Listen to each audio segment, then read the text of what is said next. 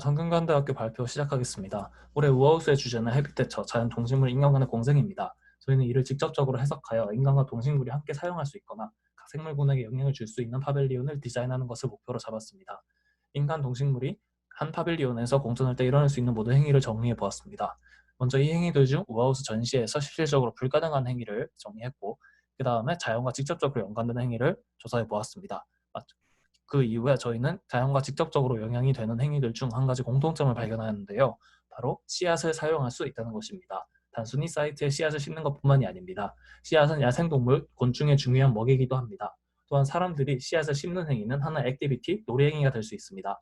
많은 새들이 곡식과 씨앗류를 먹습니다. 또한 다람쥐나 청설모 같은 설치류도 마찬가지입니다. 씨앗은 일반적인 동물성 사료에 비해 부식이 강하고 보관이 용이하며 바닥에 떨어져도 자연에 영향을 주지 않습니다.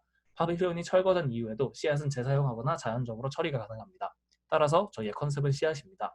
씨앗 자체는 각각의 하나의 생명입니다. 씨앗 자체로 파빌리온을 만드는 것은 2차적 가공을 해야 하기 때문에 피했습니다. 즉 씨앗을 담고 뿌릴 수 있는 모듈을 제작하며 내부에 공간이 있는 모듈을 쌓아 올라가며 또 다른 파빌리온 공간을 만듭니다. 각 모듈은 내부가 비어 있으며 조인트로 구멍을 막거나 연결합니다. 모듈을 만들기 위해 먼저 평면을 채울 수 있는 도형들, 그리고 자연에서 볼 수 있는 평면을 채울 수 있는 도형들, 그리고 입체를 채울 수 있는 정다면체에 대해서 조사를 했습니다. 저희는 정육면체와 정사면체에 주목을 했습니다. 위 그래프는 정다면체의 변의 개수와 각 모멘트의 각도, 모듈 구조의 안정성을 표현하는 그래프인데요. 더 적은 변과 면을 가진 다면체를 사용할수록 구조적 안정성은 증가합니다. 따라서 저희는 가장 최소한의 면을 가진 다면체인 정육면체와 정사면체에 주목을 했고, 또한 이 두 도형은 중심에서 뻗어나가는 모멘트의 방향이 같다는 성질을 가지고 있습니다. 따라서 이 두 도형의 모멘트를 이용해서 이러한 형식으로 평면을 채울 수 있고요. 각 모멘트가 감싸는 공간 안에 부채를 넣어본 모습이고요. 부채 내부에는 모멘트가 존재하지 않습니다. 만약에 이러한 정십이면체를 모듈을 만들게 된다면 안정성이 떨어지기 때문에 저는 이걸 다시 분해하여 이러한 방식으로 최종 모듈을 제작을 하였습니다. 모듈의 크기와 실제로 모듈에 사용되는 재료입니다. 모듈은 조인트로 결합되며 수직적 방향뿐만 아니라 수직적 방향뿐만 아니라 옆으로 비스듬히 누워서 세워질 수도 있고요. 또한 이 모듈만을 사용해서 3D 평면을 가득 채우는 것이 가능합니다.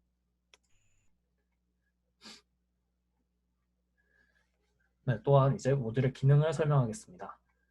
모든 모듈에 씨앗이 들어가진 않지만 일부 모듈 내에는 씨앗을 넣고 이는 사람들이 모듈을 활용해 파벨리온을 재조립하는 행위로 인해 씨앗이 조금씩 방출됩니다. 하지만 그냥 씨앗을 넣을 경우 한 번에 많은 양이 나올 수도 있습니다. 따라서 저희는 씨앗 모듈의 경우 플라스틱 공을 안에 넣고 씨앗을 넣는 방법을 택했습니다. 볼펜 잉크가 흘러나오는 것을 볼펜심에 공이 막듯이 한 번에 많은 씨앗이 빠져나오는 것을 막아주고 여러 단계 거쳐 씨앗이 방출되도록 돕습니다. 두 번째는 이용자 참여로 만들어지는 다양한 형태입니다. 단순히 파벨리온을 지나가거나 휴식을 취하는 것이 아닙니다. 본 파벨리온 사용자들은 남는 모듈을 파벨리온에 결합을 하거나 기존의 파벨리온의 형태를 변화시킬 수 있습니다. 사선으로도 세울 수 있고 두 모듈 중에 하나만 정리해서 사용해도 모양을 만들 수 있기 때문에 자율도가 높습니다.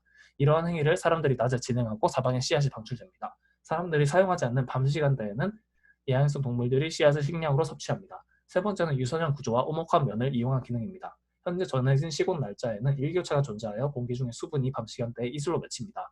파빌리온에 맺힌 이슬들은 유선형 구조를 따라서 육면체 모듈의 지붕층에 모이게 됩니다. 동물들은 이를 식수로 사용할 수 있죠. 네 번째 기능은 야생동물의 은신처입니다. 각 모듈이 뚫린 구멍을 통해 크기가 작은 동물의 출입이 가능하고 모듈 안의 작은 공간에서 비와 추위를 피할 수 있습니다.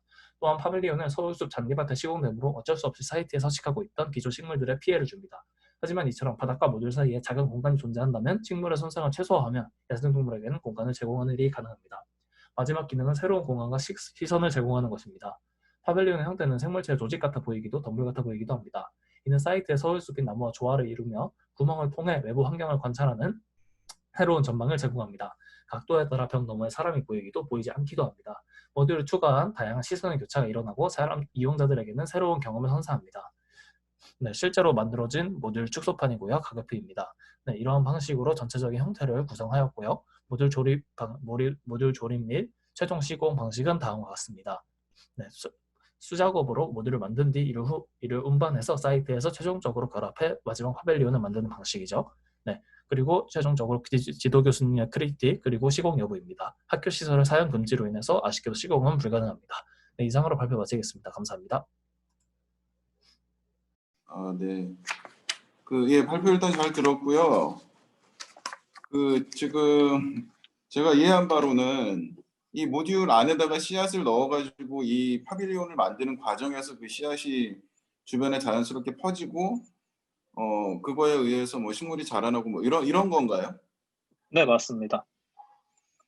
아, 그러면 이 씨앗을 담는 유닛을 실제로 어떻게 만들지에 대한 그러니까 재료나 혹은 그 유닛의 연결 그 디테일이나 이런 부분들에 대해서는 어떻게 그 디벨롭이 되어 있는 상황이에요?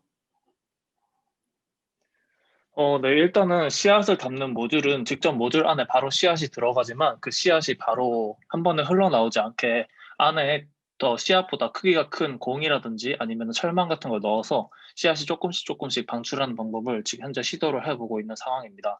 그리고 조인트 같은 경우에는 지금 조금 더 디벨롭이 되어야 하는데 처음에는 그냥 저희 모듈의 결합 구조상 그 삼각 기둥을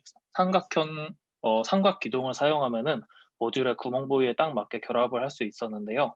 이 모듈 재료를 처음에는 스펀지로 했는데 이게 모듈이 많이 결합되면 이게 상대적으로 약화되는 경우가 있어서 삼각기둥 형태의 목재를 가공을 하거나 아니면 조금 더 단단한 재료를 현재 찾아보고 있는 중입니다.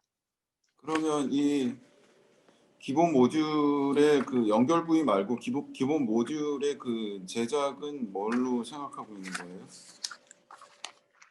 네, 일단 현재까지 가장 정해진 재료는 그 플라스틱 패널인데요. 일단은 플라스틱 패널을 커팅하는 과정은 레이저 커팅으로 생각을 하고 있습니다. 레이저 커팅을 한 후에는 그 홈에 그 플라스틱 패널에 기본적으로 뚫려 있는 구멍에 케이블 타이를 활용해서 결합을 해서 모듈을 제작하는 방식을 현재는 메인으로 삼고 있습니다. 하지만 저희가 직접 만들어 본 결과 케이블 타이가 단단하기는 하지만 이게 곡면에 케이블 타이가 이렇게 삽입을 하게 되면은 중간중간 이렇게 케이블 타이가 조금씩 보이기 때문에 실제로 종이로 모듈을 만드는 거랑은 조금 더 깔끔하지 못한 형태가 나와서 현재는 케이블 타이 말고 뭐 안쪽에서 결합을 하거나 아니면은 두 겹의 종이를 사용해서 결합을 하거나 그래서 현재 지금 연결 부위를 보강하고 있는 상태입니다. 현재까지는 그 케이블 이게 타이가 메인이라고 생각하시면 될 것 같습니다. 케이블 타이로 만들어서 이 그 지금 모델 스터디 해놓은 사진에 이 투명한 그 재료로 만들어 놓은 게 케이블 타이로 이렇게 붙여 놓은 건가요? 이미지가 네, 좀 작아서 맞습니다. 안 보이기는 하는데 아, 네. 나머지 종이로 만든 건 어떻게 그 결합시킨 거예요? 종이로 만든 거는 일단은 그 형태만 보려고 한 것이라서 그거는 테이프로 결합을 시켰습니다. 아, 테이프로 네, 이걸 네, 전개도 형식으로 만들어서 그 각 면들이 결합되는 부분에 대한 디테일을 네. 디벨롭 시켜볼 수는 없을까요? 네, 그래서 저희도 지금 그거를 최종 목표로 현재 디벨롭 하고 있습니다. 그리고 이게 개수가 많아지면 아마 가벼운 네, 재료를 쓰더라도 네, 예, 지금 쌓아놓은 현재 그 뭐 사람 키보다 높은 그 높이로 쌓여져 있는 이 구조물이 아마 스스로 자립해서 서 있기가 힘들지 않을까 싶어요. 네, 그리고 결국은 이게 힘을 전달하는 경로는 각 유니트의 이 면인 거잖아요. 네, 예, 그 면의 어떤 두께나 이런 것들이 아마 실제로 이 정도 물량의 그 유니트를 쌓아놨을 때 네, 면의 두께가 실제로 이 하중을 견딜 수 있는지에 관한 네, 스터디가 아마 돼야 되지 않을까 싶어요. 근데 지금 현재 그 네, 목업을 해가지고 만들어 본 케이스는 한 네다섯 개 정도를 연결해서 붙여놓은 상태인 것 같은데 네. 네, 그 하중에 관한 스터디들이 혹시 진행된 게 있나요? 현재 하중에 관한 스터디는 진행되지 않았습니다. 실제로 짓는 게 아니니까 그냥 진행 안 하실 건가 봐요. 아니요, 현재까지는 일단은 네. 어떻게 결합을 하는지를 진행하고 이제 하중이랑 결합 방식을 좀 더 보강을 하는 중입니다. 네, 이 유니트들이 결합이 되면서 이 아래 위로 옆으로 이렇게 같이 맞물려 가지고 엮여 있는 네, 애들도 있고 제일 외곽에 있는 부분들은 이제 약간 네, 캔틸레버처럼 매달려 있는 부분도 있고 그리고 네, 이제 그 면이 뭐 사방에서 여러 꼭지에서 연결되는 녀석들도 있지만 뭐 한두 개 정도만 연결되어 있는 경우들도 있어 가지고 네, 사실 하나 두 개 정도만 연결이 돼 있어도 스스로 매달려 있거나 자립할 수 있는 어떤 구조가 네. 될 수 있게 그런 부분에서 하중에 관한 스터디들이 아마 되게 중요한 부분이 아닐까 생각이 되고요. 네. 그리고 이거는 사람이 올라가거나 앉거나 할 수는 없는 구조물이라고 보는 거죠. 네, 맞습니다. 대신 동물들은 뭐 새나 그다음에 고양이나 이런 작은 동물들은 이 시설을 이용할 수 있다라고 보는 거죠. 네. 근데 이제 뭐 궁금한 거는 파빌리온의 결과 자체는 뭐 형태적으로 그다음에 지오메트리를 그 스터디해 나가는 과정이나 이런 것들은 굉장히 흥미로운데 그 컨셉을 만들어 나가는 과정에서 이 구조물 안에다 씨앗을 채우고 그 씨앗을 연결하는 과정에서 우연하게 배출된 씨앗이 그 주변에 뭔가 뿌리를 내리는 그런 건가요? 네, 맞습니다. 그래서 최종 결과물은 어떻게 완성되기를 원하시는 건지.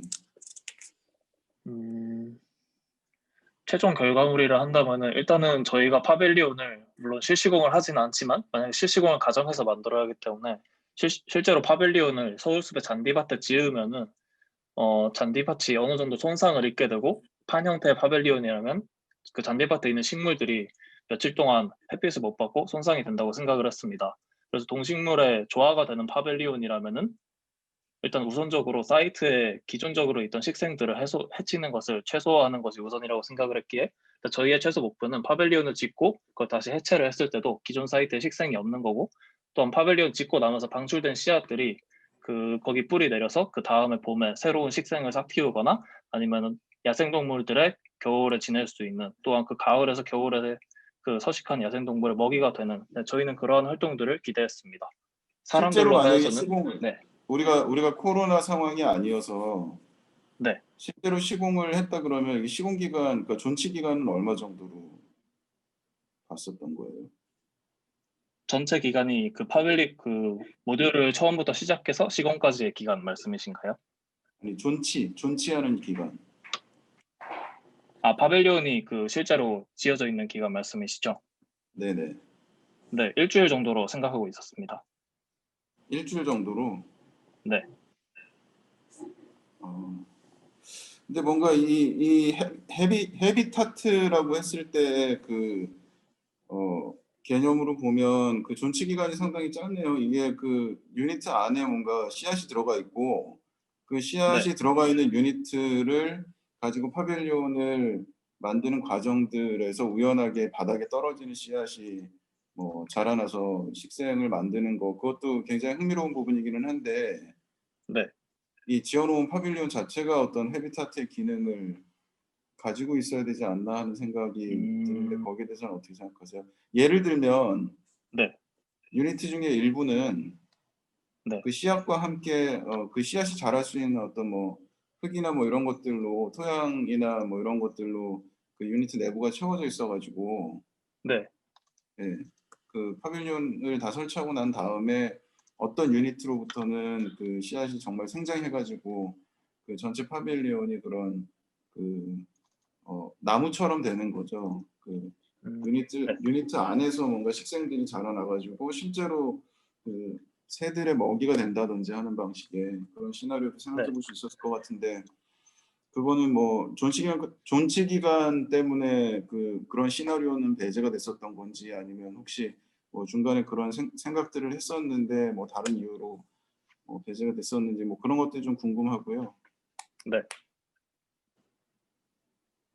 네. 이게 실제로 만들어 놓으면은 그 빛이 떨어지는 모습이나 그 안에 들어갔을 때 그 효과나 이런 것들은 굉장히 사실 기대가 되는 그 네. 형태의 구조물이라고 생각하는데요. 그 전체 어 어 이번에 그 우하우스가 가지고 있는 어떤 주제 안에서 네. 파빌리온의 어떤 스토리텔링이나 이런 부분들에 대해서 조금 더 보완이 필요하지 않을까? 그냥 네. 그 유니트 안에다 씨앗을 넣었다가 그 만드는 과정에서 떨어진 씨앗이 뭐 뭔가 이렇게 자라난다라고 하는 것이 네. 그 파빌리온 그 자체가 가지고 있는 어떤 헤비타트로서의 어떤 성격하고는 좀 뭐 무관한 거 아닌가 하는 생각이 들어요. 그러니까 그 파빌리온 자체가 가지고 있는 그 서식지로서의 기능 뭐 이런 부분들에서 조금 더 이야기가 보강이 돼야 되지 않을까 네. 그런 생각이 듭니다.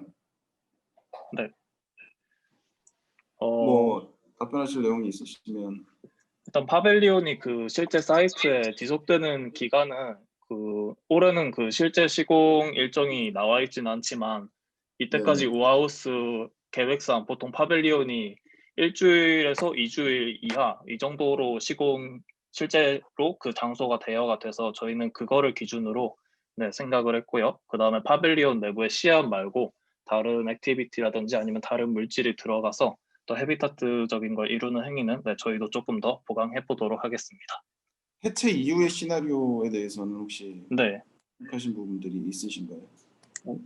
어, 해체 이후의 시나리오는 일단은 이거 지금 이게 파벨리온 하나하나가 하나의 공간을 가지고 있어서 저희가 생각한 것 중에 제일 좋은 건 이게 하나하나가 씨앗도 들어있고 하니까 화분으로 쓰일 수 있으면 좋겠다. 이러한 생각을 한 적은 있었는데요. 아직 구체적인 방안은 마련하지 않았습니다.